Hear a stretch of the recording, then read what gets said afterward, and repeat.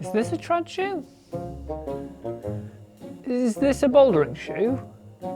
Should I go lead climbing in this?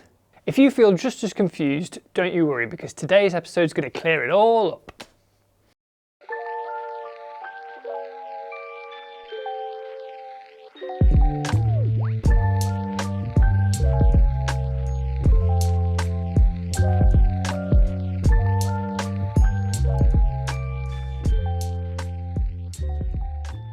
Hello again everyone, thank you so much for tuning in.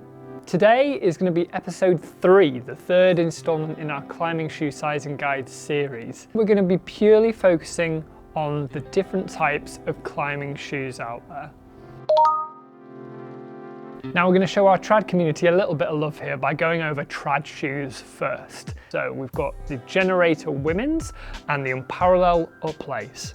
So what are we looking for in a trad shoe? So there are many different aspects of trad. Some are going to be really pushing the limits of what's technically and psychologically capable.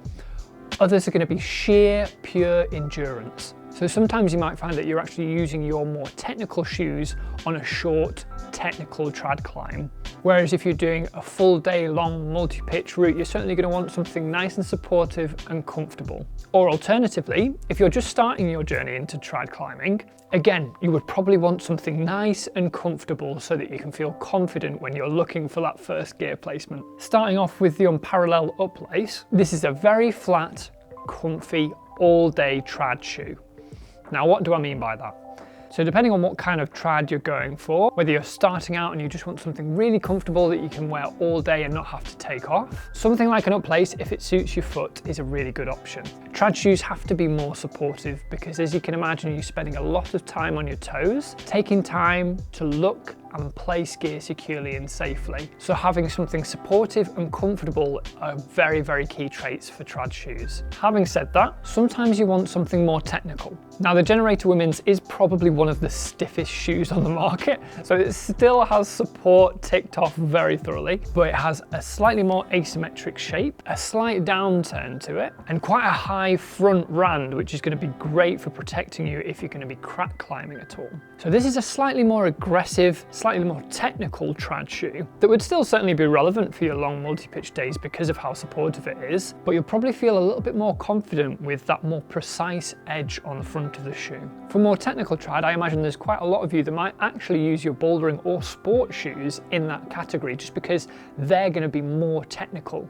And if it's a short single pitch route, you might be able to bear how tight those shoes are to gain that precision. Whereas if multi-pitch is the only way for you, then either of these shoes is going to be a great option. But obviously making sure they fit you and feel comfortable is going to be a pretty key factor. Speaking of sizing, trad shoe sizing is generally going to be pretty generous, again, because your foot's going to swell over the course of a long day. So you'll want to bear that in mind if you're sizing your shoes for long days out on the crag. Next up on our list, we have sport climbing shoes. With me, I have a Sportiva Otaki and I have a Tenaya Tarifa. So what makes a sport climbing shoe? What aspirations are we looking for? We want something that's fairly versatile. Depending on what you like underfoot and your weight class, you'll want something pretty precise for those small edges on longer terrain that's going to give you a reasonable amount of support so that your feet don't feel fatigued 4 or 5 moves in. Having said that, we still want that edging performance, but we might also want to smear quite considerably as well. So to go back to our examples, the Otaki would be a great edging weapon. It's got a 2/3 sole and is actually quite stiff. A reasonable downturn for help on steeper terrain and a very razor sharp pointed edge. So it's fantastic for placing on tiny footholds and feeling incredibly secure because of that laser-like precision. This men's version that I have here has excess edge, so would generally benefit people that like a stiffer feeling shoe, or if you're a slightly heavier climber. If you want something a little bit more smeary, or certainly more malleable as a shoe, the Tarifa is another really lovely option. It also has a 2/3 style sole with this big cutout under the arch of the foot, and it uses excess grip 1 rather than 2, which is a lovely hybrid compound somewhere between Edge and Excess Grip 2. But unlike the Otaki, it is incredibly malleable. So it's going to suit the lighter climbers out there, or if you like your footwear to be really malleable. So it's easier to get that full rubber coverage down onto the hold or volume. As you can see, sports shoes come in Velcro or laces, whatever fits you best. Hello there. If you're really enjoying yourself, why not hit the like and subscribe button down below? It's a really good way of helping support the channel. Back to the video. Well, I'm sure you've guessed it by now, but yes, it's time for bouldering shoes. So what makes up a good bouldering shoe? Again, this all comes down to what you like on your feet. Bouldering shoes are also going to have a gradient of different specialities. Some are going to really excel inside on modern style comp boulders, being incredibly malleable, absolutely covered in rubber, so that you can use every single part of your foot to aid you as that timer counts down. This is an environment where the La Sportiva Solution Comp Women's would really shine. It's got Excess Grip 2 rubber, which is going to really help it stick to those volumes like nothing else. It's really malleable, but retains quite a precise edge at the front of the shoe. So ideal when you're transitioning from coordination dynos to tiny foot chips and everything else that the setters are going to throw at you.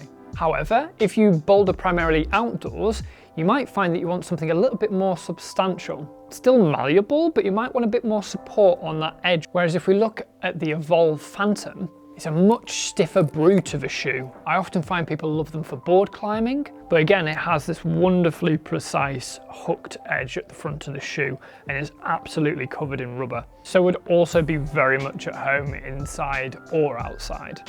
In terms of sizing, it really does depend on the brand, but most people are going to be downsizing their bouldering shoes. This is because you want the footwear to perform at its best. So having said all this, these are not set in stone rules. It just gives you an idea of where these types of footwear would be most applicable. But now you might understand the reasons why there are different classes of shoes. Personally, if I was starting climbing, I'd look at 2 distinct categories of shoes: technical and comfortable shoes. Some are going to crisscross over, but I would have a pair of shoes for bouldering and more technical sport climbing. And then I might have another pair of shoes for long pitch trad climbing, or if I was just starting trad climbing, that I could use as warm-up shoes for my sport climbing. Or you might just be getting into the sport and you want something that can cover you for all 3. And there's not many shoes that do that, but luckily there's a lot of introductory options that are great jack of all trades, but they're not going to blow your socks off in any particular category.